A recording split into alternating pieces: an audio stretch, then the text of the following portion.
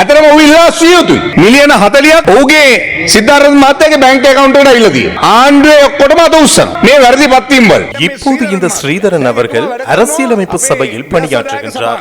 இதுவரை சுமார் 8 தடவை அவர் அரசாங்கத்தின் தவறான நியமனங்களுக்கு ஆதரவாக கைகளை உயர்த்தி இருக்கின்றார்.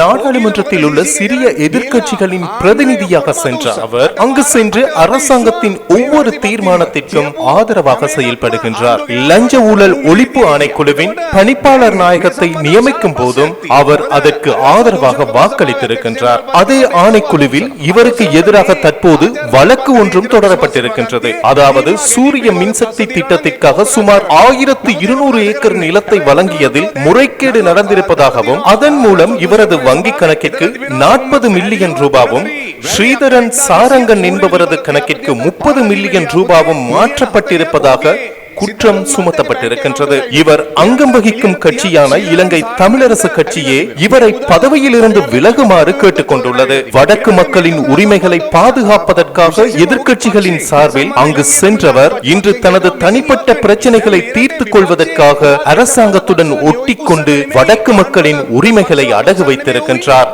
ராணுவ அதிகாரிகளின் நியமனங்கள் பலவற்றிற்கு இவர் ஆதரவாக கைகளையும் உயர்த்தி இருக்கின்றார். இது வடக்கு அரசியலில் ஒரு பெரிய விவாதத்தை ஏற்படுத்தி இருக்கின்றது. எனவே இந்த அரசியலமைப்பு பேரவையில் நீடிப்பதற்கு இவருக்கு எந்த தார்மீக உரிமையும் இல்லை. இவரை உடனடியாக அதில் இருந்து விலக வேண்டும் என்று கேட்டுக்கொள்கின்றேன்.